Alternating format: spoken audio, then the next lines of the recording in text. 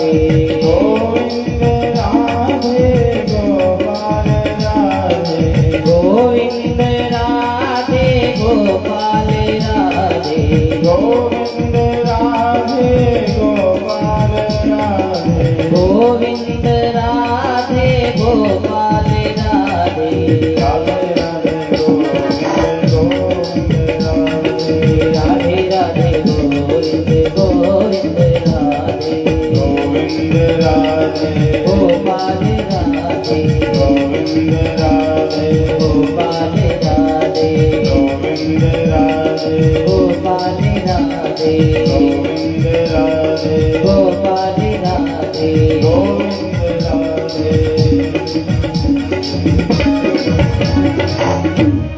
भागवत भगवान की जय राधा कृष्ण भगवान की जय श्री हनुमान जी महाराज की जय जय जय श्री राधे।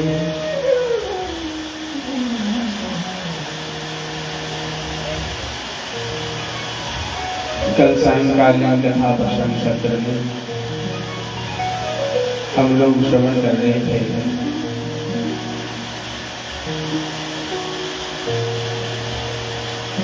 यदुवंश को ऋषियों का श्राप लगा। थोड़ा सा यदुवंश को ऋषियों का श्राप लगा और यदुवंश के विनाश के बाद अर्जुन हस्तिनापुर पधारे। अर्जुन ने आकर के सूचना दी कि भगवान स्वधाम गमन कर गए। महारानी कुंती का प्राणांत हुआ। पांडवों ने राजर्षि परीक्षित को राजा बनाया। स्वयं स्वर्ग के लिए प्रस्थान कर गए। यहाँ हस्तिनापुर में परीक्षित जी महाराज राज्य का संचालन बड़ी कुशलता पूर्वक कर रहे थे। तो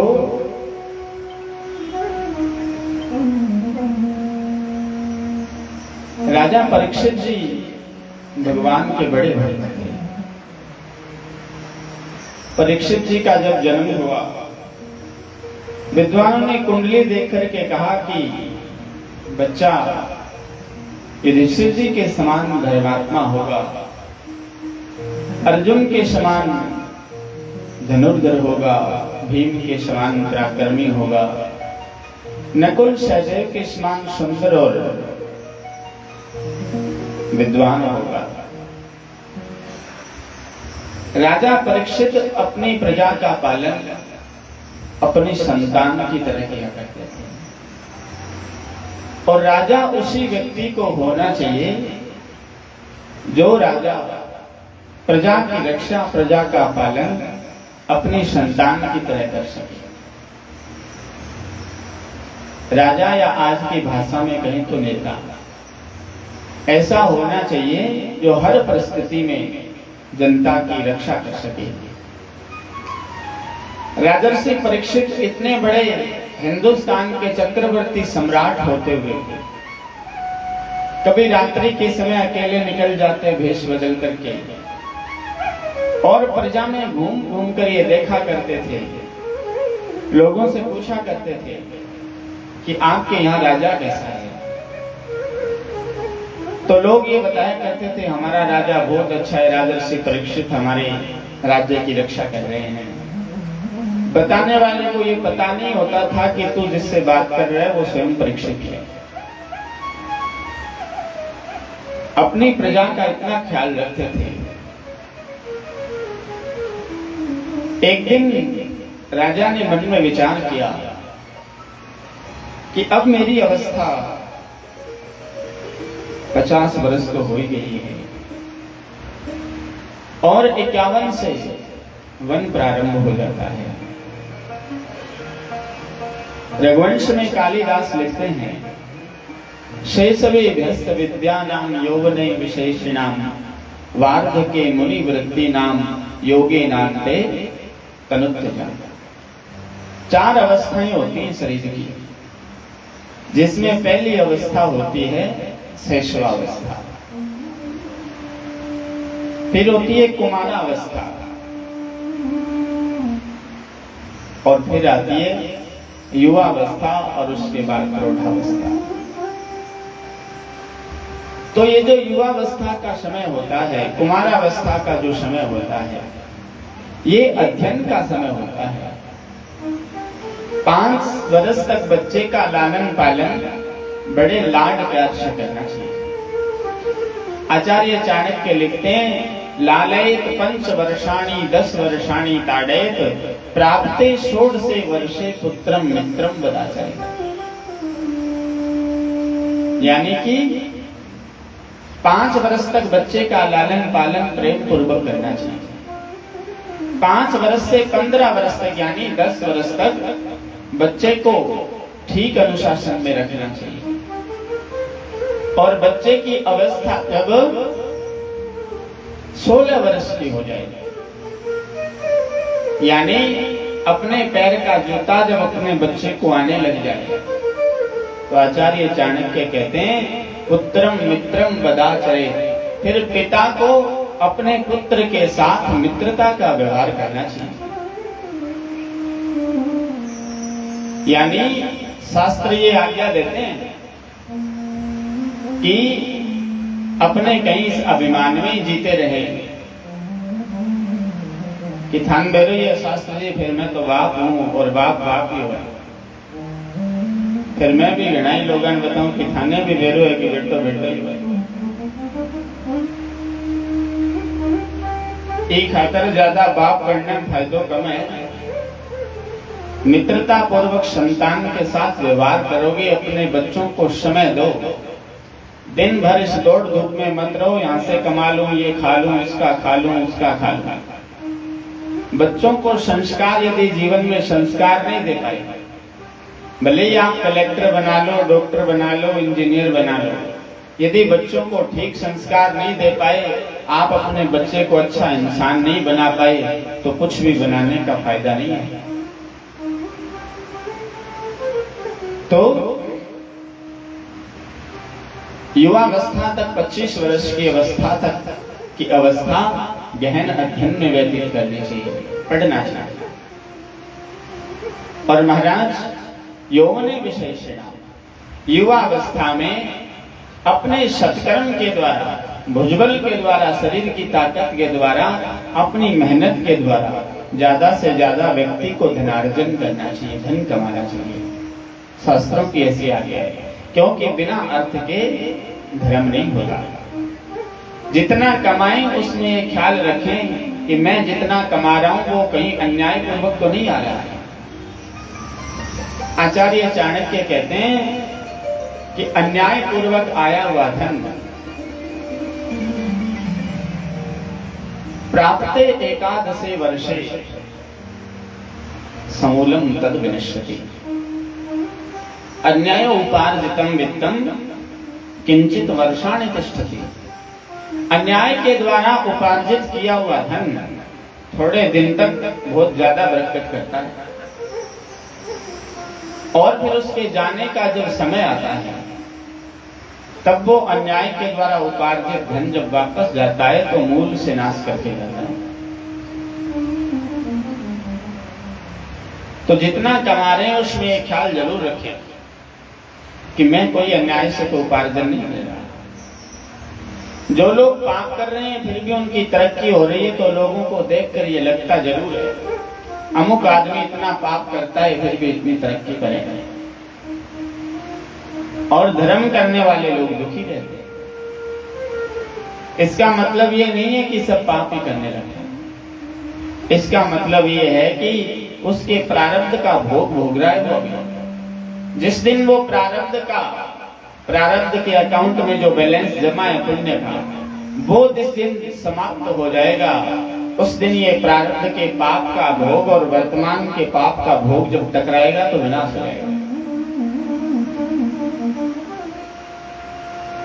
तो युवावस्था में ज्यादा से ज्यादा धनार्जन करना चाहिए। और महाराज वार्धक्य मुनि वृत्ति नाम 50 वर्ष की अवस्था के बाद जब व्यक्ति की अवस्था 51 वर्ष की हो जाए तो फिर मुनियों की वृत्ति को धारण कर लेना चाहिए। सरकार तो रिटायरमेंट करती है 62 वर्ष में, 60 वर्ष में। शास्त्र कहते हैं 51 आते ही आप रिटायरमेंट हो गए, अपनी जिम्मेवारियों से मुक्त हो। और हमारे पास 3 मूलभूत सुविधाएं यदि हमें प्राप्त हैं, रोटी, कपड़ा और मकान, तो उसके बाद फिर शास्त्र कहते हैं पूत कपूत तो क्यों धन संचय, पूत सपूत तो क्यों धन संचय। 51 से वर्ष शुरू हो जाता है। अब ये अवस्था जब आ जाए तो घर में मुनियों की वृत्ति धारण करके रहना चाहिए, क्योंकि वन तो रहे नहीं, जंगल वन अब रहे नहीं तो जाएंगे कहां। इसलिए घर को ही मन को ही वन बनाओ, एकांत स्थान में बैठ करके घर में बैठकर भजन करो। बहुरानी चाय ला करके 8 बजे दे रही है कि 10 बजे दे रही है, इस बात की ज्यादा चिंता मत करो। 5 मिनट चाय नहीं आई तो पूरे घर को सिर पर उठा लिया, ऐसा नहीं करना चाहिए। तो योगी नाम थे तनुत्ते जाऊंगा। तीसरी अवस्था में आदमी वानप्रस्थी हो जाता था पुराने जमाने में। 51 वर्ष की अवस्था आते ही अपनी पत्नी को लेकर जंगल चला जाता था, घर छोड़ देता था।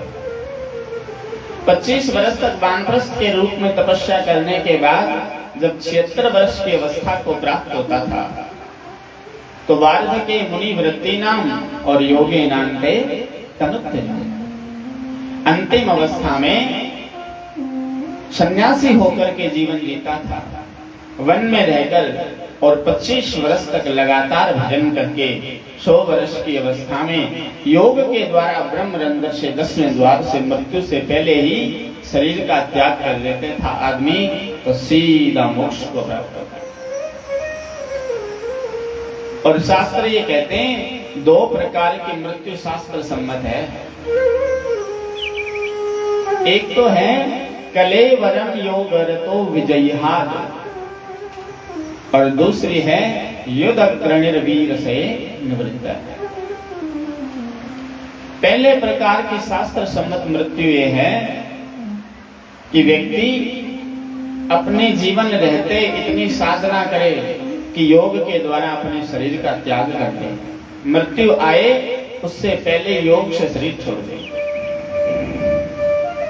और दूसरी शास्त्र सम्मत मृत्यु है अपने राष्ट्र की सेना का नेतृत्व करते हुए, अपने कर्तव्य का निर्वहन करते हुए, युद्ध जैसी परिस्थिति में अग्रगण्य रहते हुए, उनका नेतृत्व करते युद्ध करते हुए वीर गति को प्राप्त हो जाए। वृत्रासुर इंद्र से कहता है दूसरी शास्त्र सम्मत मृत्यु है। इसके बाद जो हम लोग मरते हैं, कीड़े मकोड़े भी हमारी तरह ही मरते हैं और उसी तरह हम मरते हैं, कोई ज्यादा फर्क नहीं है। फिर वो साधारण मृत्यु। उसके बाद आती है अकाल मृत्यु। जीवन में कोई भयंकर अपराध हो जाए तो फिर अकाल मृत्यु होती है। कुछ लोगों के प्रारब्ध शेष रह जाते हैं, इसलिए थोड़ी अवस्था में चले जाते हैं। कुछ लोगों के इस जीवन में भयंकर अपराध करे होते हैं, जिसके कारण कुछ लोगों की युवावस्था में मृत्यु हो जाती है। शास्त्र 2 कारण बताता है अकाल मृत्यु का। तो महाराज राजर्षि परीक्षित की भी जब तीसरी अवस्था आने वाली थी तो राजा ने मन में विचार किया, राज्य में तो रोज भ्रमण करता हूँ, क्यों नहीं आज थोड़ा जंगल भ्रमण करके आऊं, जिससे अभ्यास हो जाएगा। आज तक तो राजमहलों में रहा हूं। तो एक दिन एकांत स्थान में किसी जंगल में घोड़ा लेकर के भ्रमण करने चले। राजा परीक्षित गए तो आगे जाकर के देखा घनघोर जंगल के अंदर एक 3 पैर कटा हुआ बैल धरती पर पड़ा था और सामने एक दुबली पतली गौ माता खड़ी। सामने खड़ी वो गौ माता रो रही थी और उस गौ माता से वो बैल कह रहा था कि मां तू रो क्यों रही है? क्या तो इसलिए रो रही है कि मेरे 3 पैर किसने काट दिए? मां यदि तू इसलिए रो रही है तो तेरा रोना ठीक नहीं है, तुझे रोना नहीं चाहिए। क्योंकि मेरे जो 3 पैर कटे हैं वो कटने का कोई न कोई कारण है, क्योंकि कारण के बिना कार्य नहीं होता और कार्य के बिना परिणाम नहीं होता। तो उसने कहा, बैल ने गौ माता, यदि मैं कर्मवाद पर विश्वास करूंगा तो मां मेरा कर्म ही ऐसा रहा होगा जिस कर्म के कारण मेरे 3 पैर कट गए। क्योंकि शास्त्र कहते हैं अवश्यमेव भोक्तव्यम कृतम कर्म शुभाशुभम, अपने किए हुए कर्म हमें अवश्य भोगने पड़ेंगे। और महाराज, आज का सत्कर्म ही कल का सद्भाग्य है और आज का बुरा कर्म ही कल का दुर्भाग्य है। इससे अलावा किस्मत और भाग्य कुछ नहीं होता। कर्म ही भाग्य है, कर्म ही किस्मत है। कर्म अच्छा करोगे तो भविष्य में परिणाम अच्छा आएगा, आज कर्म बुरा होगा तो भविष्य में परिणाम बुरा होगा। तो महाराज, धरती माता से, गौ माता से कहा, मां एक बात तो यह है कि मेरे कर्म ऐसे रहे, तो कर्म मैंने किए तो फल भी मैं ही भोगूंगा, पड़ोसी थोड़ी भोगी। और दूसरा कारण यह है कि महर्षि व्यास का वेदांत दर्शन ये कहता है कि मैं शरीर हुई नहीं। भगवान व्यास का वेदांत दर्शन कहता है कि आदमी जो दिन भर मैं करता फिरता है, ये उसकी सारी मैं झूठी है। और इस अहम में और इस वहम में जी रहा है आदमी कि मैं कुछ हूं, मैं हूं तब ये सब कुछ हो रहा है। ये हमारे मन का वहम है। क्योंकि वेदांत दर्शन ये कहता है, तू जो कह रहा है कि मैं हूं, वो मैं तू है कहां? तब ये तो पता करो मैं कहां हूं। 6 फीट के शरीर में आप कहीं भी हाथ लगाओगे तो आपको मैं नहीं मिलेगा। यहां कोई पकड़ेगा तो आप कहोगे हाथ है, यहां से कोई पकड़ेगा तो आप कहोगे बाजू है, यहां से कोई पकड़ेगा तो आप कहोगे सिर है। मैं कहां है शरीर में? देखिएगा किसी ने मैं, फिर भी आदमी मैं करता है दिन भर। मैं ही हूं, जो कुछ हूं जो मैं ही हूं। और थाने बेरो ये मैं तुम्हारे बाप की कौन सुन, लड़ो लड़िया कौन ही मैं, हमारे बाप की कौन सुनाते हो, मैं ही हूं। गुरदास मान लिखते हैं, बकरे दी मैं मार के तुम्बे खाल में ढोण, जद तक मैं ना मरी तू बोले कौन। और प्रेम गली अली अति सांकरी जामे दो न समाये। एक म्यान में 2 तलवार आ ही नहीं सकती, या तो मैं रहेगी या तू रहेगी। मैं जब तक रहेगी तब तक तू नहीं रहेगा, और जब तू हो जाएगा तो मैं समाप्त हो जाएगी।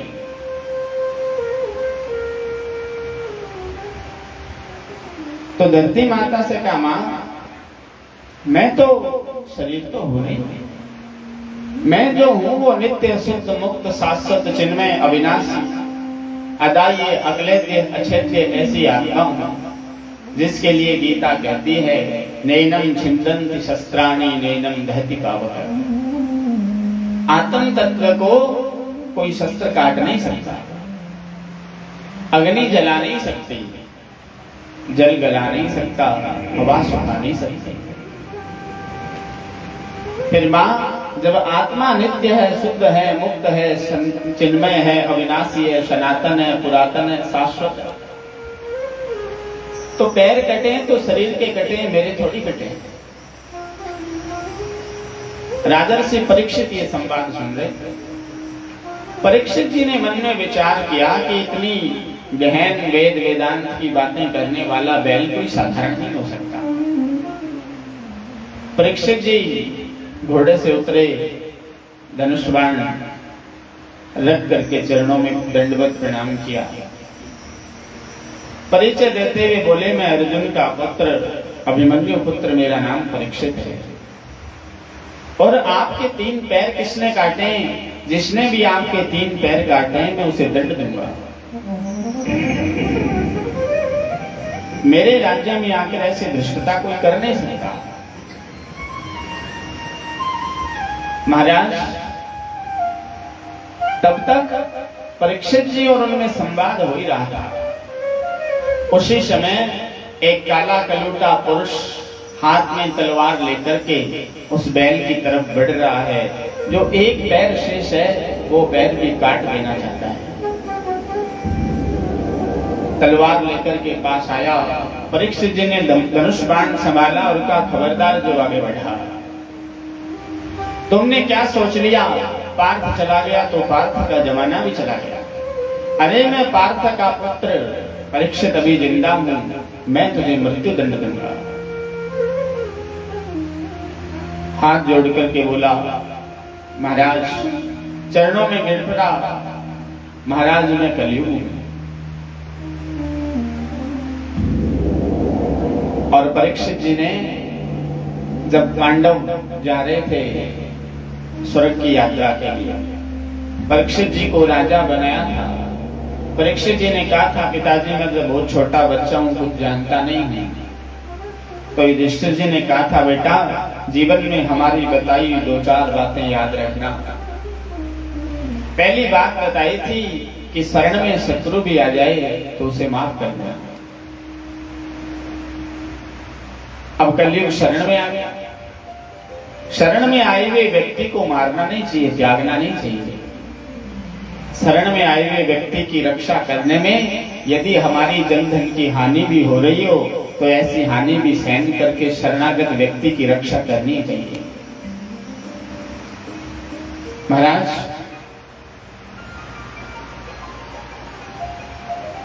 परीक्षित ने कहा, मेरे राज्य में क्यों आया है? कलयुग ने कहा, महाराज अब मेरा समय आ गया, मैं जाऊंगा। और सारी धरती पर तो आपका राज्य है। ऐसा करो, आप कोई स्थान बता दो, मैं उस स्थान को छोड़कर कहीं बाहर नहीं जाऊंगा। राजा परीक्षित ने कलयुग से कहा, मैं तुम्हें रहने के लिए 4 स्थान बताता हूं। और कलयुग से कहा, कलयुग द्योतम पानम स्त्रिय सोना यत्रा धर्म चतुर्विध। मैं तुम्हें रहने के लिए 4 स्थान देता हूं, जिनमें पहला स्थान है द्योतम माने जुआ खेलना। परीक्षित जी ने कह दिया, पहला स्थान देता हूं जुए में। जुआ कपट के बिना जीता नहीं जा सकता। कपट के रूप में जुए में कलयुग वास करता है। आजकल सभ्य भाषा में लोग उसको जुआ नहीं कहते, क्योंकि लोग पढ़े लिखे ज्यादा लिए तो कोई उसको एनसीडेक्स कहता है, कोई शेयर मार्केट कहता है, कोई सट्टा बाजार कहता है जुआ का जुआ। दूसरा स्थान दिया पान, शराब पीना। किसी भी प्रकार का नशा करना मद के रूप में कलयुग वास करता है। नशा करने के बाद व्यक्ति पशु से भी ज्यादा निकृष्ट हो जाता है। नशा करने वाले व्यक्ति को कुत्ता कहना भी कुत्ते का अपमान करना है, क्योंकि कुत्ता कभी शराब नहीं पीता, कुत्ता कभी चिट्टा या अमल अफीम नहीं खाता। पानम स्त्री, वैश्यावृत्ति स्त्री धारण करे, वैश्याचार पुरुष करे। तीसरा सबसे बड़ा जघन्य महापाप है। और महाराज आचार्य चाणक्य तो कहते हैं, मातृवत परदाराणी परद्रव्येषु लोष्टवत् आत्मवत सर्वभूतेषु यः पश्यति स पंडितः। और चौथा स्थान दिया सोना। किसी भी निरपराध प्राणी की हिंसा महापाप। निरपराध प्राणी की हिंसा नहीं होनी चाहिए। हम तो उस सनातन धर्म के लोग हैं जिनके घरों में पैर के नीचे चींटी भी आकर के मर जाए तो लोग 5 बार राम राम राम राम करते हैं। किसी भी निरपराध प्राणी की हिंसा महापाप है। कलयुग ने कहा, महाराज आपने तो 4 स्थान बड़े निकृष्ट दे दिए, अच्छे स्थान नहीं दिए। मेरे घर में भी कोई अतिथि आ जाए, कोई एक अच्छा सा कमरा भी दे दो। अब देखो, जीवन में संगति का बड़ा गुण आता है। संसर्ग जा दोष गुणा भवन्ति। संगति से जीवन में दोष आते हैं, संगति से जीवन में गुण आते हैं।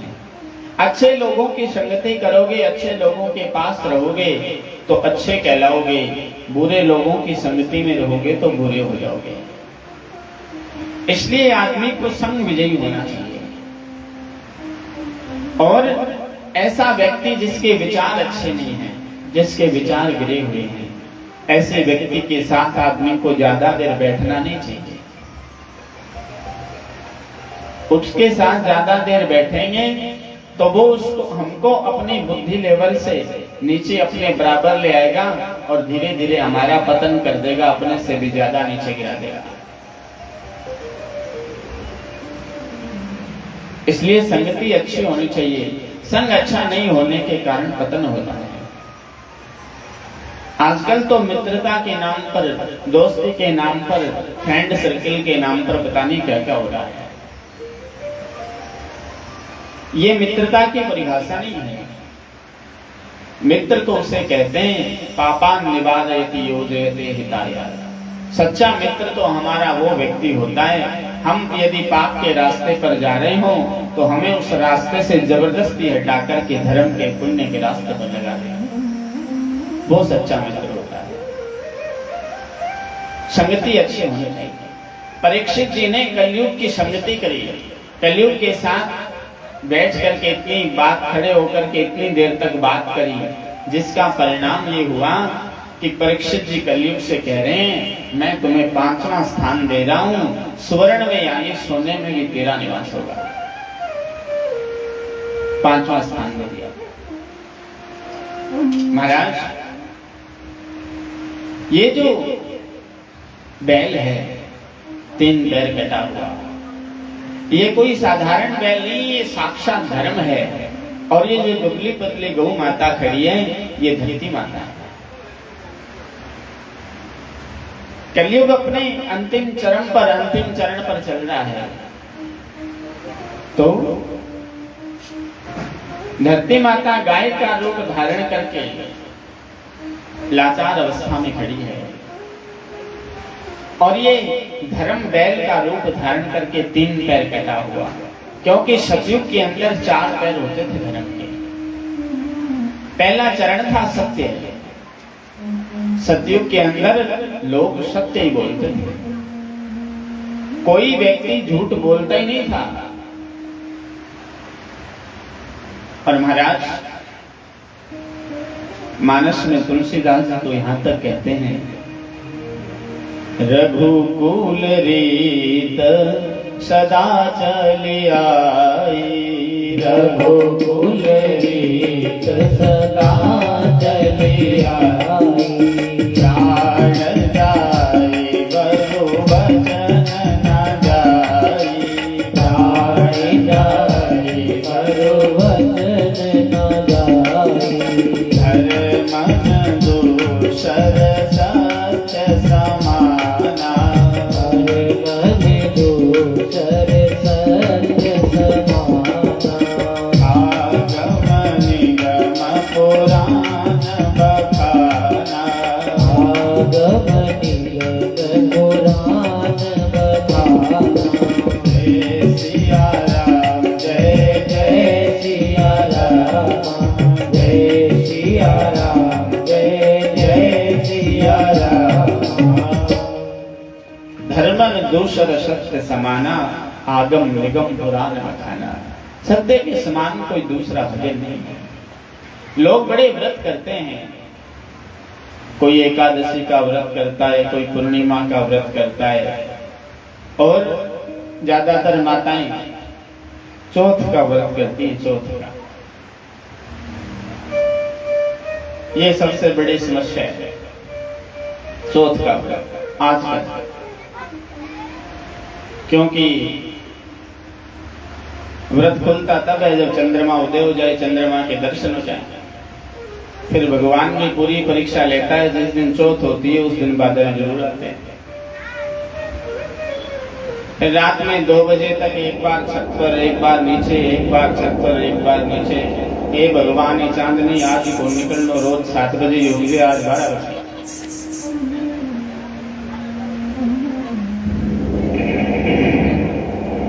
हाँ,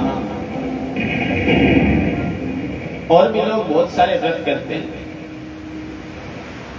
व्रत करने का मतलब होता है, व्रत कहते हैं संकल्प को, व्रत कहते हैं प्रतिज्ञा को।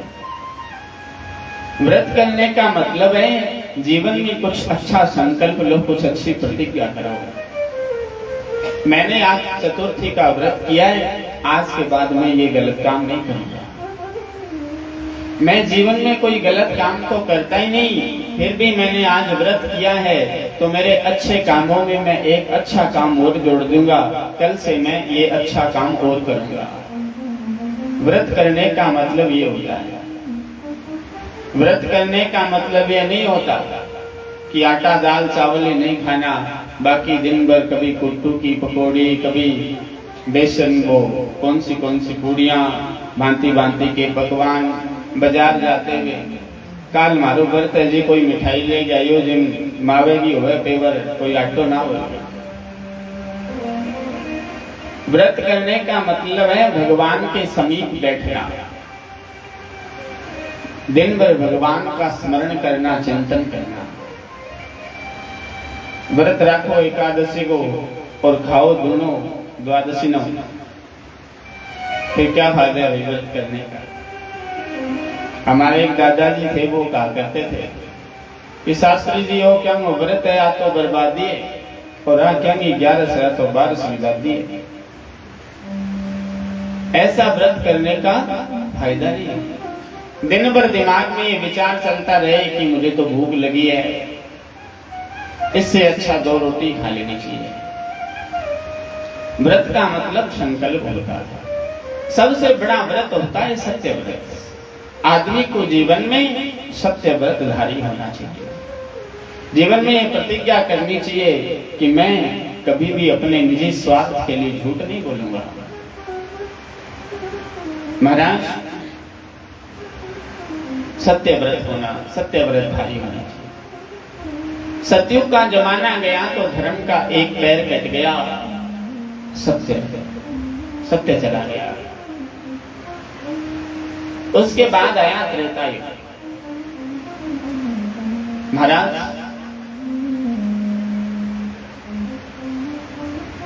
त्रेता युग गया तो धीरे धीरे मनुष्य की साधना चली गई, भजन चला गया, तपस्या चली गई। अंतर हृदय से दया निकल गई। और तुलसीदास जी कहते हैं, दया धर्म का मूल है, पाप मूल अभिमान, तुलसी दया न छोड़िए, जब लग घट में प्राण। जब तक शरीर में सांसें चल रही हैं, तब तक हमें दया का परित्याग नहीं करना चाहिए। द्रौपदी दया की देवी है। परसों कल की कथा में आपने सुना था, अश्वत्थामा ने द्रौपदी के 5 पुत्रों की हत्या कर दी थी। अर्जुन ने पूछा था, आप बताओ कैसे मारूं? तो द्रौपदी ने कहा था, मुच्यताम ऐसे ब्राह्मणों वितराम गुरु। छोड़ दो इसे, क्योंकि ये ब्राह्मण है, तुम्हारा गुरु भाई है, इसको मारने से मेरे पुत्र वापस नहीं आएंगे, इसलिए इसको छोड़ दो। 5 पुत्रों की हत्या करने वाले अश्वत्थामा आतताई के लिए द्रौपदी कह रही है छोड़ दो। लोग द्रौपदी पर सवाल ये उठाते हैं, 5 पति। द्रौपदी जैसे भगवान करुणा के अवतार हैं, वैसे ही द्रौपदी दया की देवी है। और दया के 5 पति होते हैं। दया का सबसे बड़ा पति होता है धर्म, युधिष्ठिर। धर्म में दया होनी चाहिए। जिस धर्म में दया नहीं होती, वो धर्म नहीं होता, अधर्म हो जाता है। द्रौपदी का दूसरा पति, दया का दूसरा पति है भीम, बल। बलवान व्यक्ति में भी दया होनी चाहिए। यदि बल ज्यादा होगा, दया नहीं होगी, तो बल समाज की रक्षा नहीं करेगा, अपितु समाज का भक्षक बनेगा। बल रावण में था, पर किस काम का है? खुद मरा, सारे लंका वासियों को ले डूबा। बलराम जी में था, समुद्र पर सेतु बांध करके जानकी को लेकर के अयोध्या आए। लोग आज भी दीपावली मना रहे हैं। इसलिए दया का दूसरा पति बल, दया का तीसरा पति अर्जुन आत्मा। दया धर्म का मूल है, पाप मूल अभिमान। अंतरात्मा में दया बसनी चाहिए। कोई आदमी क्रूर कार्य करता है समाज में, तो हमारे समाज के बड़े लोग कहते हैं यार इसकी तो आत्मा ही मर गई है। आत्मा मरनी कभी नहीं मरती। आत्मा अजर अमर अविनाशी है। आत्मा मरने का मतलब है उसके अंतर हृदय से दया निकल गई। जिस आदमी के अंतर मन में दया नहीं होती वो आदमी पशुओं की तरह जी रहा है मरा हुआ है।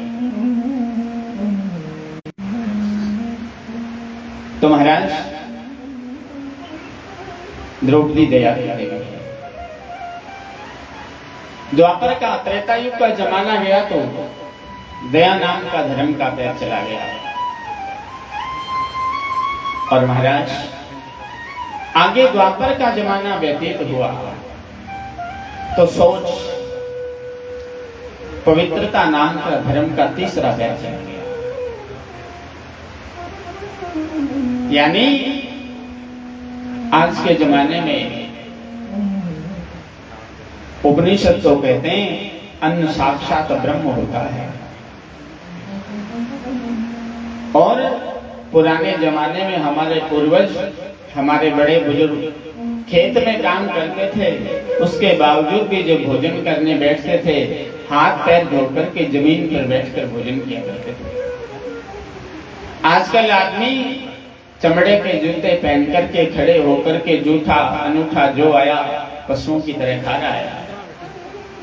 इससे बुद्धि मलिन होती है और धर्म का तीसरा पैर चला गया पवित्रता।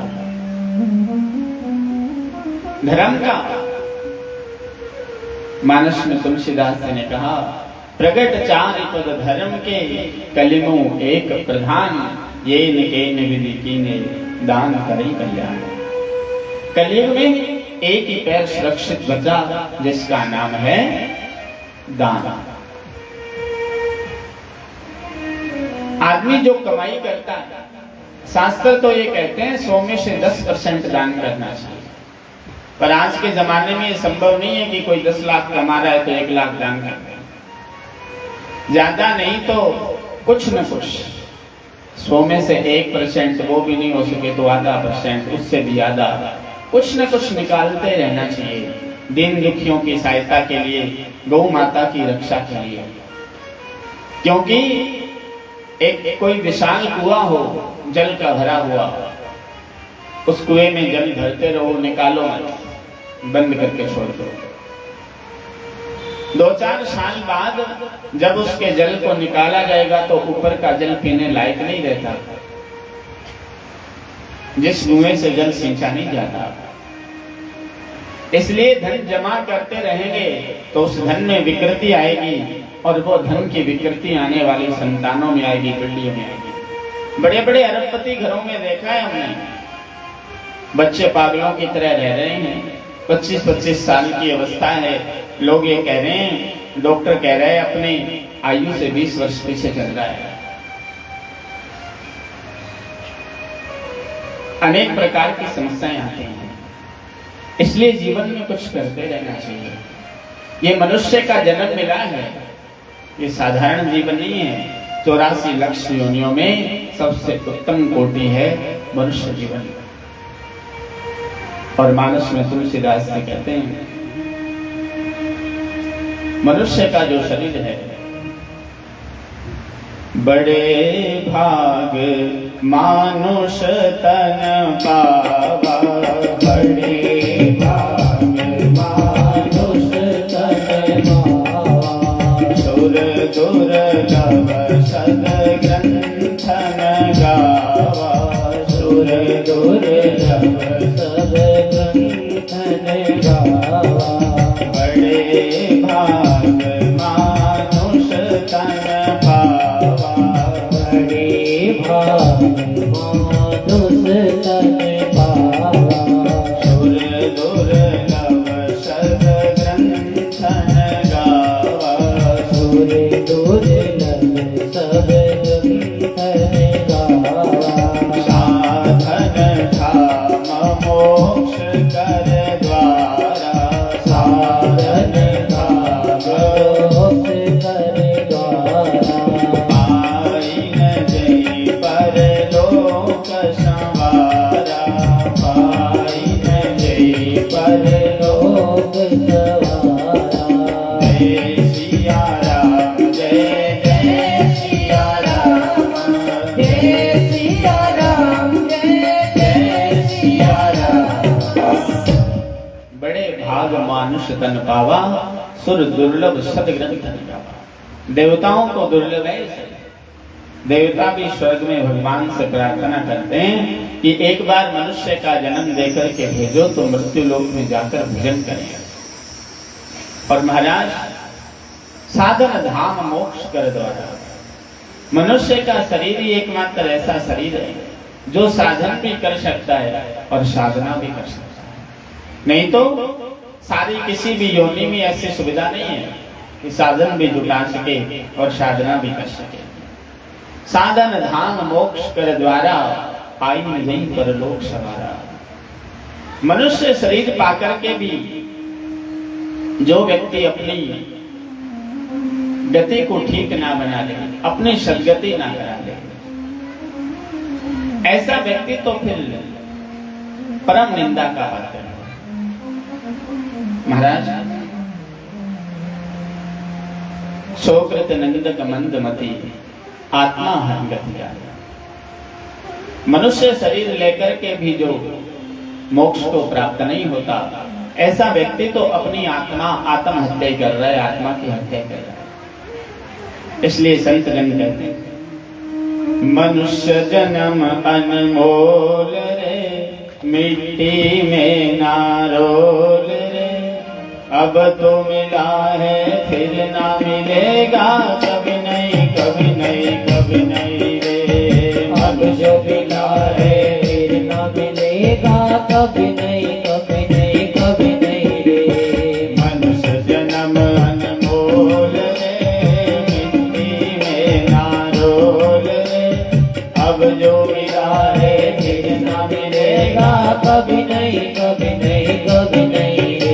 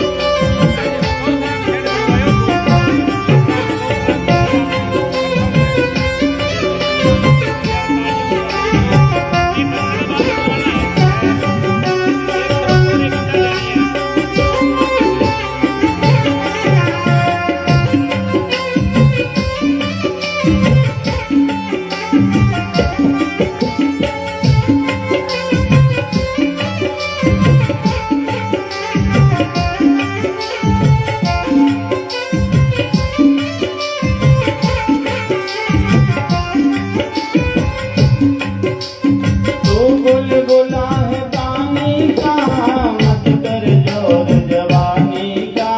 तू बुलबुला है पानी का, मत कर जोर जवानी का। तू बुलबुला है पानी का, मत कर जोर जवानी का। तू बुलबुला है पानी का, मत कर जोर जवानी का। एक कमाई कर ले बंदे, पता नहीं जिंदगानी का। एक कमाई कर ले बंदे, पता नहीं जिंदगानी का।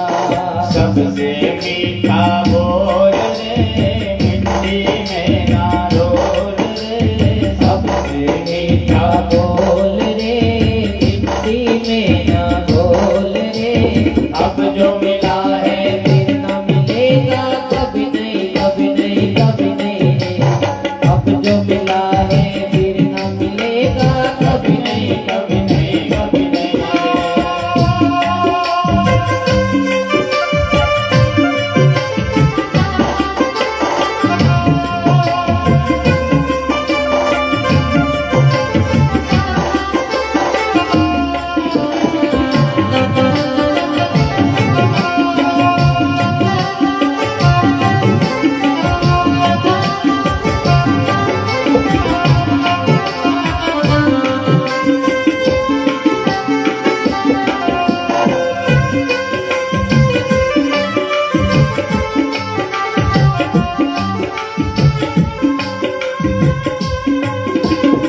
मतलब का संसार है, नहीं इसका एतबार है।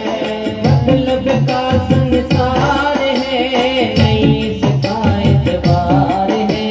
मतलब का संसार है, नहीं इसका एतबार है।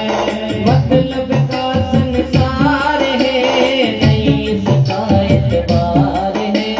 संभल संभल कर चलना बंदे, फूल नहीं अंगार है। संभल संभल कर चलना बंदे, फूल नहीं अंगार है। मन की आंखें खोल रे, मिट्टी में ना रोल रे। मन की आंखें खोल रे, मिट्टी में ना रोल रे। अब जो मिला है फिर न मिलेगा, कभी नहीं कभी नहीं कभी नहीं रे। मनुष्य जन्म अनमोल रे, मिट्टी में न घोल रे।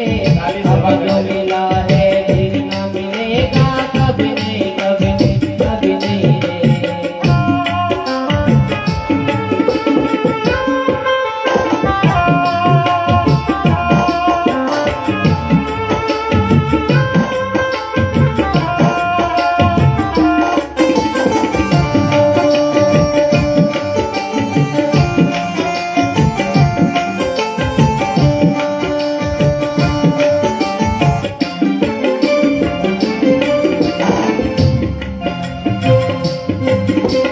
भगवन प्यारे उदार में, करुणा के भंडार में।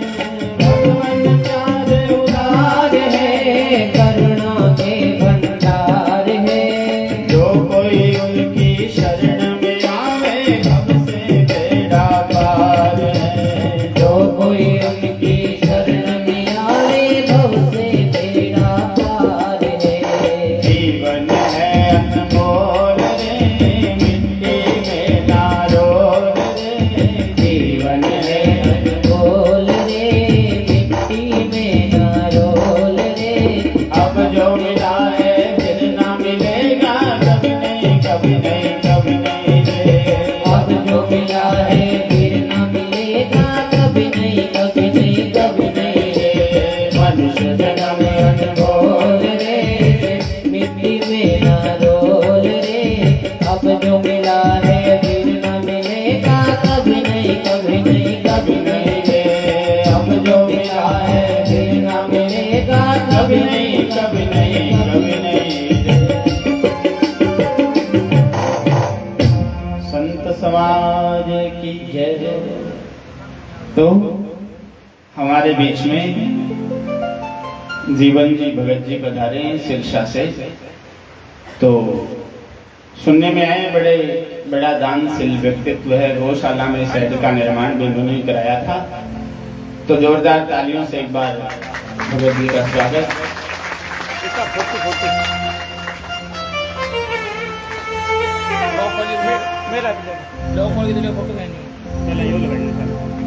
फोटो खेचे जीता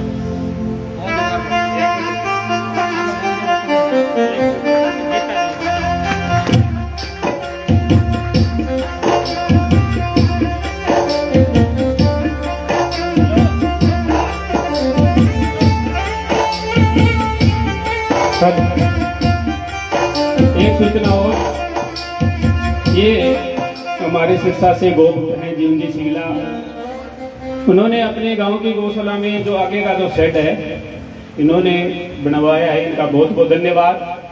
और एक सूचना और है, बहुत खुशी की बात है कि इन्होंने अपने मंदिर में भी जो ये व्यासपीठ है 15 बाई 30 का शेड इन्होंने मंदिर में दान किया है। तो बहुत बहुत धन्यवाद, ताली बजाओ जी।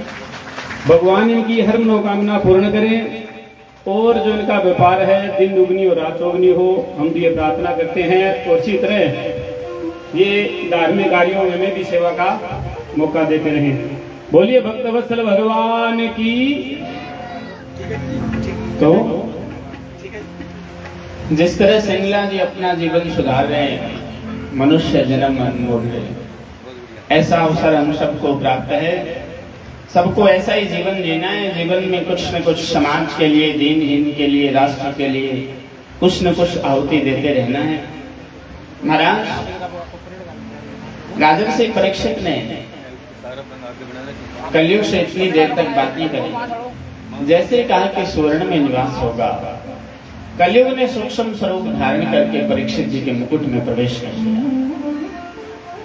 अब वो जो परीक्षित जी का मुकुट था वो भी अन्याय के द्वारा उपार्जित था, क्योंकि अन्याय के द्वारा उपार्जित सुवर्ण में, धन में कलयुग वास करता है। वैसे तो गीता में भगवान कहते हैं धातु नामस्मि कांचन, धातु में सोना मैं ही हूं। पर जो अन्याय के द्वारा उपार्जित धन है, सुवर्ण है, उसमें कलयुग ही वास करता है। तो वो भीम ने जरासंध को मार दिया, दिग्विजय करके आए तो जरासंध का ही मुकुट लेकर के आए थे, राज खजाने में रखा हुआ था। आज परीक्षित जी मस्तक पर लगाकर चले गए। कलयुग ने मुकुट के माध्यम से राजा पर अपना अधिकार कर लिया। राजा तुरंत वहां से घोड़े पर बैठे और अपनी राजधानी के लिए रवाना हो गए। रास्ते में देखा कि एक समीक ऋषि का आश्रम था। राजा को भयानक जंगल में भ्रमण करते करते बड़ी भूख और प्यास लगी। राजा ने मन में विचार किया किसी ऋषि का आश्रम है, वहां चला जाऊं तो कुछ खाने पीने को मिल जाएगा। यहां समीक ऋषि बैठे थे समाधि में। ऋषि की वृत्तियां अंतर्मुखी हो चली थी। उन्हें पता ही नहीं था कि आश्रम में कौन आया है कौन गया है। राजा परीक्षित घोड़े से उतरे, समीक ऋषि के पास जाकर बोले भूख प्यास लगी है, कुछ खाने पीने को हो तो दे दो। 2-3 बार आवाज दी, सामने से कोई प्रत्युत्तर नहीं आया। तो परीक्षित ने मन में विचार किया, मुझे लगता है कोई बहुत बड़ा ढोंगी महात्मा है। और महाराज किसी असली संत को नकली समझ लिया जाए तो जीवन में नुकसान होता है, पर किसी नकली संत को यदि असली समझ लिया जाए तो उससे भी ज्यादा बड़ा नुकसान होता है। इसलिए संत गुरु इनको परख करके पूर्ण रूप से जान करके फिर कोई शिक्षा दीक्षा आदि चीजें ग्रहण करनी चाहिए। महाराज मरा हुआ सर्प पड़ा था पास में, राजा ने उठाया बाण से ऋषि के गले में डाल दिया, घोड़े पर सवार होकर के घर चले गए। समीक ऋषि का पुत्र था, नाम था श्रृंगी ऋषि। महाराज श्रृंगी ऋषि को बच्चों ने कह दिया कि राजा परीक्षित आए थे, मरा हुआ सर्प डाल करके चले गए। श्रृंगी ऋषि ने कहा, तो अच्छा बड़ा अभिमान हो गया कि तू भारत का चक्रवर्ती सम्राट है। अरे तू राजा है तो क्या प्रजा को जीने का अधिकार नहीं है? तुझे राजा होने का अभिमान है। चलो मैं तुम्हें श्राप देता हूं, आज के 7वें दिन तक्षक सर्प के डस जाने से राजा तेरी मृत्यु हो जाएगी। महाराज, वाक वज्रम विसर्जः, वाणी रूपी वज्र चला दिया और बात जुबान से निकल गई तो फिर लौट करके वापस नहीं आती। संत जन भजनों में गाते हैं, भर जाता घाव तलवार का, बोली का घाव भरे ना। हमेशा याद रखो, हम ये कहते हैं मैं किसी की सुनता नहीं, ये अच्छी बात नहीं है।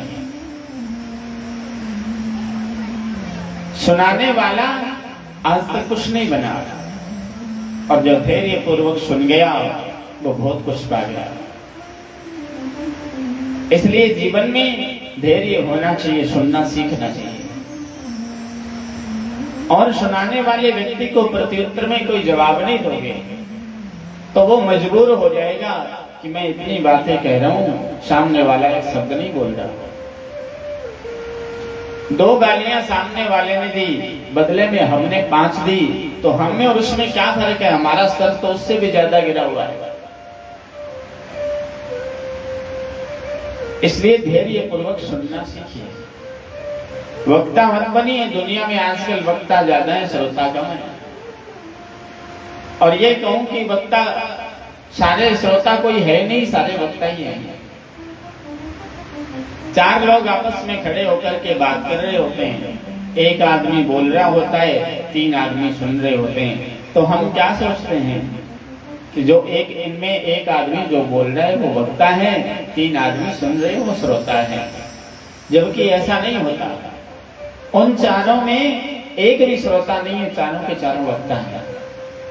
क्योंकि वो जो 3 लोग सुन रहे हैं खड़े होकर के, वो ये सोच रहे हैं कि कब ये अपनी बात पूरी कर दे तो मैं अपनी बात शुरू करूंगा, अपनी बात कहना प्रारंभ करूंगा। इसलिए दुनिया में वक्ता ही है, सब श्रोता बहुत कम है। और आदमी के व्यक्तित्व में क्वालिटी होने के लिए, अच्छा व्यक्तित्व के लिए आदमी को अच्छा श्रोता होना चाहिए। तो महाराज, श्रृंगी ऋषि ने शाप दे दिया। राजा परीक्षित घर आए, शाम के समय मुकुट रखा उतार करके, और जैसे ही वो कलीब का प्रभाव दूर हुआ, मन में विचार आया, हो मैंने एक संत का अपराध कर दिया, बहुत बड़ा अपमान कर दिया। गौ ब्राह्मण संत, माता पिता, आयु में वयोवृद्ध, घर में आया हुआ अतिथि, इनका कभी भी अपमान नहीं करना चाहिए। इनका अपमान करने से आयु घटती है, यश घटता है। परीक्षित जी ने मन में विचार किया, अब तो रात हो गई, प्रातः काल का सूर्योदय होते ही मैं जाऊंगा, ऋषि से जाकर के क्षमा प्रार्थना करूंगा, अपनी गलती के लिए माफी मांगूंगा। प्रातः काल का सूर्योदय होते ही इधर श्रृंगी ऋषि की समाधि खुली, गले में मरा हुआ सर्प देखा। ऋषि ने 1 मिनट भी विचार नहीं किया, गले से उतार करके अलग डाल दिया। किसी ने परीक्षा लेने के लिए डाल दिया होगा। श्रृंगी ऋषि ने कहा, महाराज राजा परीक्षित आए थे, आपके गले में मरा हुआ सर्प डालकर चले गए। राजा बड़ा अभिमानी हो गया। समीक ऋषि ने कहा, बेटा क्या हुआ सर्प डालकर चले गए? तो आखिर वो भारत के चक्रवर्ती सम्राट हैं, इतने बड़े राजा हैं, हमारे द्वार पर आए थे, हमारा फर्ज बनता था हम उनका स्वागत करते, उनके लिए पलक पावड़े बिछाते। हमने ऐसी गलती करी, उनको चाय पानी के लिए, कुछ खाने पीने के लिए, कंदमूल फल के लिए भी नहीं पूछा। बहुत बड़े त्यागी राजा हैं परीक्षित। श्रृंगी ऋषि ने कहा, होंगे बहुत बड़े राजा, मैंने श्राप दे दिया है, 7वें दिन तक्षक सर्प के डस जाने से मृत्यु हो जाएगी। समीक ऋषि ने अपने 2 शिष्यों को बुलाया, राजा परीक्षित के पास भेज दिया। कह दिया, महाराज आप चाहो तो अपनी मुक्ति का इंतजाम कर लो, 7 दिन में मरने का श्राप लगा है। अब बताओ, हमसे कोई आकर के ये कहे कि महाराज थे जाओ तो थारी मुक्ति को कोई इंतजाम कर लो, आज जो 7वां दिन थे मर सो, तो आप के कमा रहे, आप लाठी उठावा, 2-4 गाड़ी और जा, मैं क्यों मरा, मरो थे थारा माँ बाप मरो, मैं क्यों। राजा परीक्षित को जाकर के कहा कि 7वें दिन आपकी मृत्यु होगी। राजा ने शिष्यों का स्वागत किया। 7 वर्ष की अवस्था थे पुत्र जन्मेजय के। तुरंत राजसी वस्त्रों को उतार करके जन्मेजय को राज सिंहासन पर बैठा करके तिलक कर दिया। 7 वर्ष की अवस्था में राजा बना दिया। गुरु मंत्री आदि नियुक्त कर दिए, जब तक बच्चा है आप राज्य संचालन में इसकी सहायता करोगे। रानी से जाकर के कहा, महारानी दुनिया में आज कोई भी व्यक्ति ऐसा नहीं है जो दावे के साथ ये कह सके कि मैं अगले 7 मिनट बाद जीवित रहूंगा। दुनिया का परीक्षित ऐसा व्यक्ति है एकमात्र जो दावे से ये कह सकता है कि 7 दिन दुनिया में प्रलय भी हो जाए, 7 दिन तो मुझे कोई मार नहीं सकता। और कहा, देख जिस शरीर से सत्य का अपराध हुआ है, मैं तो इस शरीर को 7 क्षण के लिए भी जिंदा रखना नहीं चाहता, पर ऋषि कुमार ने कितना बड़ा वरदान दिया, मुझे 7 दिन का समय दे दिया। जो भारत का चक्रवर्ती सम्राट है, इतने बड़े राज्य का मालिक है, वल्कर वस्त्र धारण करके राजा परीक्षित तुरंत गंगा के किनारे आ गए। महाराज, उत्तर प्रदेश में मेरठ नाम का स्थान है, जिसके पास में थोड़ी दूर पर एक स्थान पड़ता है जिसका नाम है शुक्रताल। शुक्रताल बोलते हैं, जहां सुखदेव जी ने राजा परीक्षित को कथा सुनाई। गंगा के किनारे गंगा में स्नान किया, आचमन किया, गंगा के किनारे भगवत स्मरण करते हुए आंख बंद करके बैठे। महाराज, राजा ने आंखें खोली, आंखें खोल करके देखा तो बड़े बड़े ऋषि अत्रि, वशिष्ठ, च्यवन, सरिद्वान, अरिष्टनेमि, भृगु, अंगिरा, पाराशर, विश्वामित्र, परशुराम, मेधातिथि, देवल, भारद्वाज, गौतम, पिप्लाद, मैत्रेय, कश्यप, अगस्त्य, व्यास और देवर्षि नारद, इतने ऋषि सामने बैठे। राजा ने आंखें खोली, ऋषियों ने कहा, सुनकर के बड़ा दुख हुआ, आपको 7 दिन में मरने का श्राप लगा है। राजा परीक्षित ने कहा, महाराज मैं कैसे कह दूं कि ऋषि कुमार ने मुझे श्राप दिया है। अरे इतने इतने बड़े महापुरुषों का दर्शन मैं चाहकर भी एक साथ नहीं कर सकता था, इतने लोग एक साथ दर्शन दे रहे हैं, मुझे श्राप नहीं, मुझे उस ऋषि कुमार ने वरदान दिया है।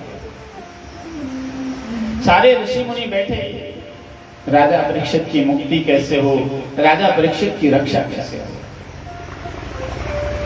सब विचार कर रहे हैं। कोई कह रहा है सचंडी कराओ, सहस्त्र चंडी कराओ, लक्ष चंडी कराओ, कोई कह रहा है महामृत्युंजय अनुष्ठान करवाओ। गंगा के दूसरे किनारे पर एक 16 वर्ष की अवस्था में एक अवधूत बैठा है, जिनकी अवस्था मात्र 16 वर्ष की है, निर्गुण ब्रह्म की समाधि में लीन है, दुनिया से कोई लेना देना नहीं है, 4 अंगुल की कोपिन भी जिसके शरीर पर नहीं है, इतना त्यागी जीवन है। 24 घंटे 12 महीने भयंकर सर्दी, भयंकर गर्मी, बरसात शरीर पर सहनी पड़ती है। 5-10 दिन में समाधि खुलती है, थोड़ी भूख का एहसास होता है, नगरी में भिक्षा लेने के लिए प्रवेश करते हैं। एक घर में जाते हैं, जाकर के हाथ फैला देते हैं, भगवती भिक्षाम देती है।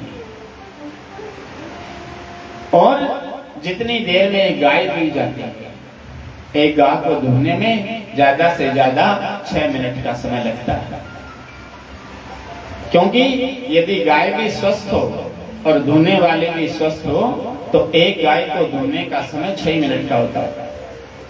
अब आजकल हाथों में दर्द होता है, गठिया भाव है, आधा घंटा भी लगे तो लगेगी। महाराज इतनी देर तक इंतजार करना है, कुछ मिल गया तो ठीक है, 3 से 4थे घर में जाना नहीं है, वापस फिर लौटाना है। इतना त्यागमय जीवन है। कोई फूलों की माला भी गले में डाल दे तो कोई प्रसन्नता नहीं होती। चलते हुए बच्चे मजाक उड़ा देते हैं, बालू की मुट्ठी भर करके बालू डाल देते हैं तो क्रोध नहीं आता, जीवन में कोई फर्क नहीं पड़ता। ये वो महापुरुष हैं। व्यास भगवान से सुखदेव जी ने कहा, महाराज मुझे दीक्षा दीजिए, मुझे ब्रह्म ज्ञान की दीक्षा दीजिए। व्यास जी ने कहा, मैं नहीं दे सकता, आप राजा जनक के पास जाइए। राजा जनक की नगरी में चले गए सुखदेव जी। जाकर के द्वारपालों से कहा, राजा जनक से मिलना है। द्वारपालों ने कह दिया, महाराज कोई अवधूत आया है, आपसे मिलना चाहता है। राजा जनक ने कहा, जाकर के बोल दो अभी समय नहीं है। 3 दिन हो गए दरवाजे पर खड़े हुए, किसी ने ना पानी का पूछा ना भोजन का पूछा। आंख बंद करके एक पैर पर दरवाजे पर खड़े हैं। कब अंदर से राजा का बुलावा आएगा, कब अंदर जाऊंगा। इतना धैर्य चाहिए धर्म के लिए। 3 दिन बाद निमंत्रण आया, अंदर आ जाओ। सुखदेव जी अंदर चले गए। बड़े बड़े राजा राजमहल के अंतःपुर की युवती स्त्रियों से कह दिया, सेवा करो। सबको सेवा में लगा दिया। परीक्षित जी ने द्वारपालों से कहा, मुझे जनक जी से मिलना है। कहा भी समय नहीं है, राजकार्य में व्यस्त हैं। 6 दिन फिर बीत गए, उसी स्थान पर वैसे ही खड़े रहे। 6 दिन बाद जनक जी ने जाकर के प्रणाम किया। सुखदेव जी ने कहा, पिताजी ने कहा था आपसे मिलना है, मुझे ब्रह्म ज्ञान की दीक्षा देनी है। राजा जनक जी ने हाथ जोड़ करके कहा, महाराज आप तो स्वयं ही ब्रह्म है, ब्रह्मविद ब्रह्मैव भवति, ब्रह्म को जानने वाला ब्रह्म ही हो जाता है। कुछ पाने के लिए पुरानी कहावत थी, कुछ पाने के लिए खोना पड़ता है। खोना नहीं पड़ता, कुछ पाने के लिए कुछ करना पड़ता है। पाने के लिए प्रतीक्षा करनी पड़ती है, पाने के लिए धैर्य रखना पड़ता है। और संत जन कहते हैं, जिन खोजा तिन पाया, गहरे पानी बैठ। मिलता उसी को है जो समुद्र की अनंत गहराइयों में उतरता है। गोताखोर जो होते हैं ना, जो मोती चुन करके लाते हैं समुद्र से, समुद्र से मोती चुनते हैं तो एक डुबकी में मोती हाथ में नहीं आ जाता। डुबकी मारते हैं, खाली आ जाता है, फिर डुबकी मारते हैं, फिर खाली आ जाता है। 10, 20, 50 डुबकी मारी, हर बार खाली हाथ ही आता है। पर जैसे जैसे खाली हाथ आता है, उसका साहस कमजोर नहीं होता, वो और ज्यादा ताकत से डुबकी मारता है। अंत में सूर्यास्त होने से पहले पहले समुद्र से मोती लेकर ही डर जाता है। इसलिए प्रतीक्षा करनी पड़ती है। कथा थोड़ी बोर हो सकती है, मनो भी पतो है काल 4-5 लोग सो गया, मनो भी पतो है बहुत सारा ये लार टपकती होगी, 1-1 कप चाय ले दे तो ठीक ही है। पर मैं ये सोचूं कि मैं भी तो 3 घंटा थारे बराबर ही बैठूं, मैं पानी नहीं पी तो थाने क्यों भेज दे। तो महाराज गंगा के उस छोर पर बैठे हुए परीक्षित जी के मन में विचार आया, हाँ पानी पास में रखा हुआ है, शायद पीछे चाय भी है, कोई पीना चाहे तो जाकर के पी सकता, बीच में लाएंगे तो व्यवस्था ज्यादा होती। तो महाराज सुखदेव जी के मन में विचार आ रहा है कि मैं राजा परीक्षित की सभा में चलूं। फिर बोले नहीं मुझे क्यों जाना, फिर आंखें बंद करके बैठे। फिर विचार आया नहीं चलो सभा में। 2-3 बार जब बीच में समाधि टूटी, सुखदेव जी ने गंगा जी में छलांग मारी, तैरते हुए नदी पार करी, इस किनारे पर आ गए। राजा परीक्षित की सभा में बड़े बड़े ऋषि बैठे थे। सुखदेव जी के पिताजी भगवान व्यास जी बैठे थे। सुखदेव जी के दादाजी महर्षि पाराशर बैठे थे। महर्षि पाराशर के पिता शक्ति तो रहे नहीं, उनके पिता महर्षि वशिष्ठ बैठे थे। सुखदेव जी की 4-5 पीढ़ियों के लोग बैठे थे। बड़े बड़े ऋषि मुनि तपस्वी बैठे थे। एक से एक ज्ञानात्मा, मुनिंद्र, अमलात्मा, पवित्र आत्मा, महात्मा बैठे थे। सुखदेव जी ने प्रवेश किया तो सारे के सारे उठ करके खड़े हो गए। राजा परीक्षित को लगा कि मुक्ति तो स्वयं चलकर मेरे द्वार पर आ गया। और महाराज राजा परीक्षित ने सुखदेव जी महाराज जैसे बैठे दंडवत प्रणाम किया। मुझे कोई ना सहारा बिन तेरे, गुरुदेव सांवरिया मेरे। मुझे कोई न सहारा बिन तेरे, गुरुदेव सांवरिया मेरे। मेरा कोई न सहारा बिन तेरे, गुरुदेव सांवरिया मेरे। मेरा कोई न सहारा बिन तेरे, गुरुदेव सांवरिया मेरे।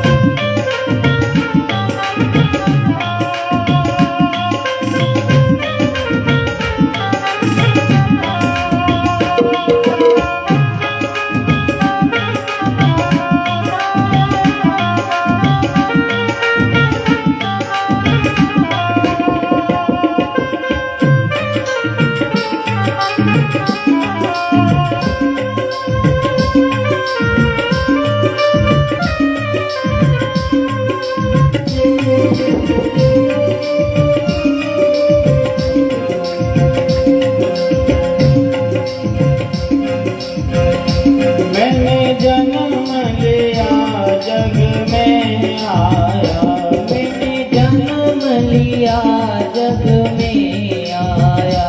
मैंने जन्म लिया जग में आया। मैंने जन्म लिया जग में आया। प्रभु तेरी कृपा से दर्शन पाया। प्रभु तेरी कृपा से दर्शन पाया।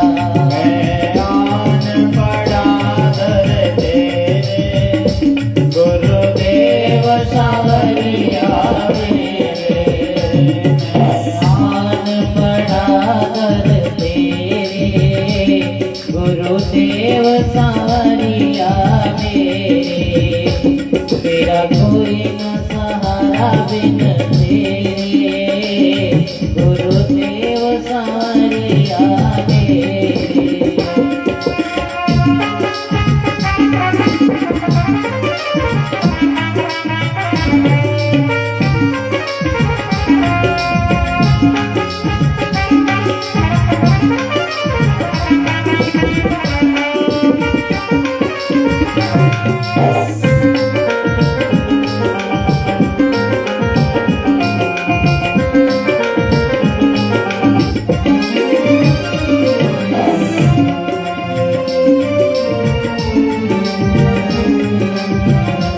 मेरे नैना कब से तरस रहे। मेरे नैना कब से तरस रहे। मेरे नैना कब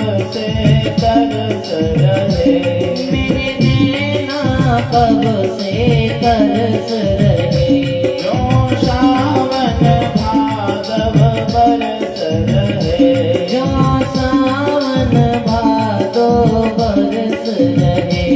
अब छाई घटा अंधेरे, गुरुदेव सारे आते, अब छाई घटा अंधेरे, गुरुदेव सारे आते।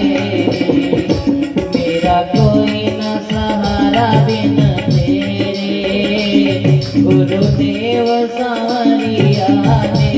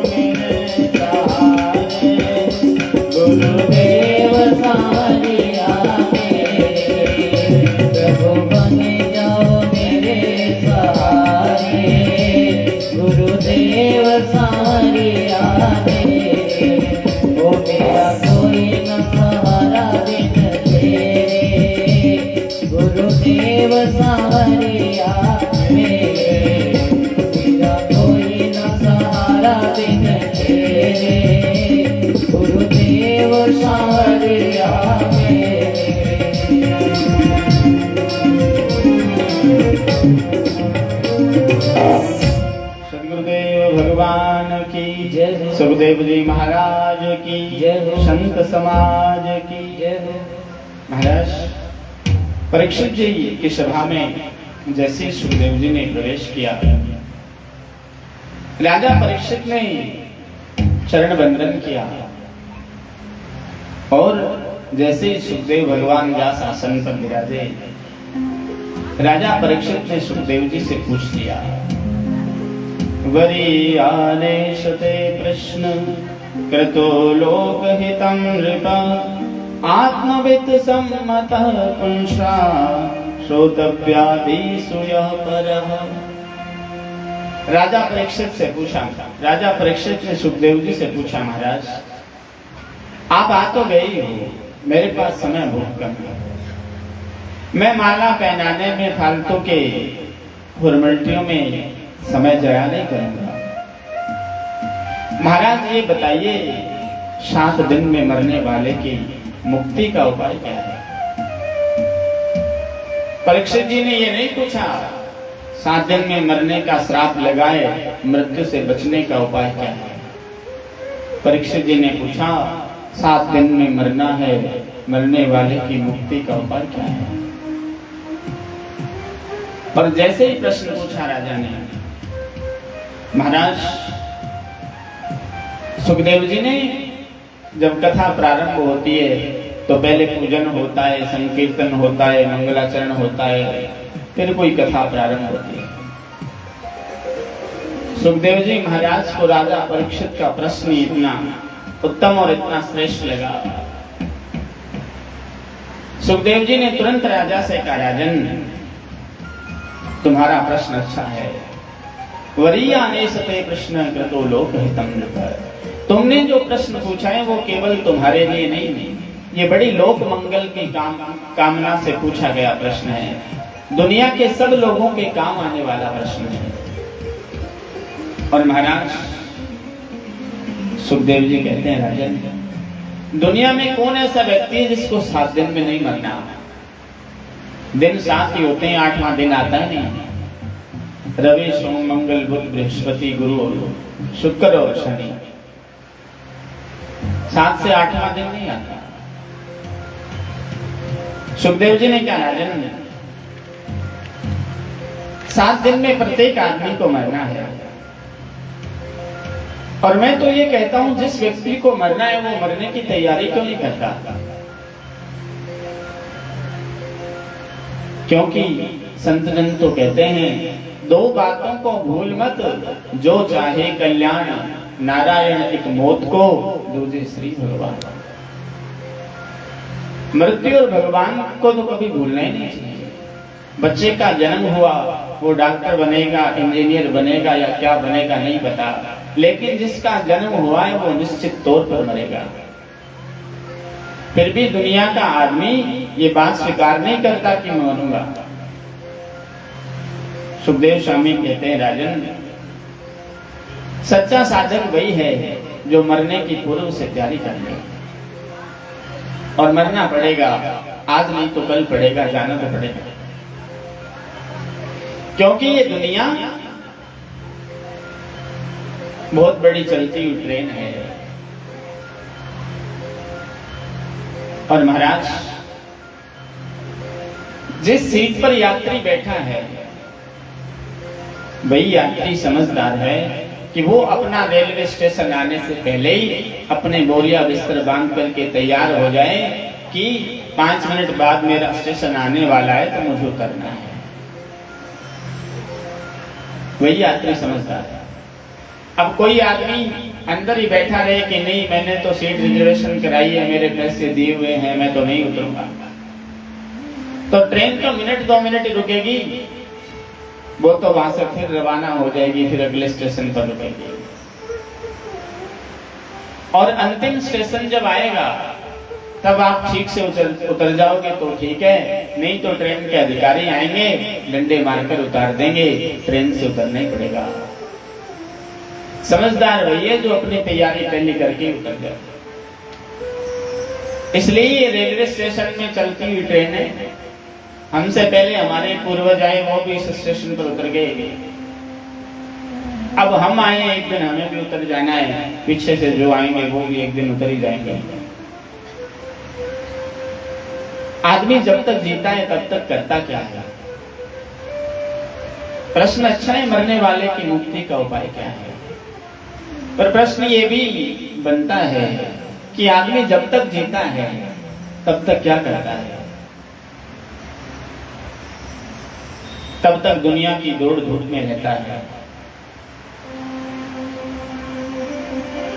कदे गुरुआं दे, कदे पीरां दे, कदे सिद्धां दे, कदे नाथां दे, कदे जतियां दे, कदे सतियां दे, कदे किते दान अनाथां दे।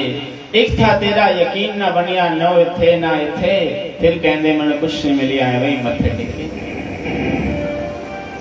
जब तक जीता है आदमी भागा ही फिरता है। यहाँ जाने से कुछ मिल जाएगा, यहाँ जाने से कुछ मिल जाएगा, वहां जाने से कुछ मिल जाएगा।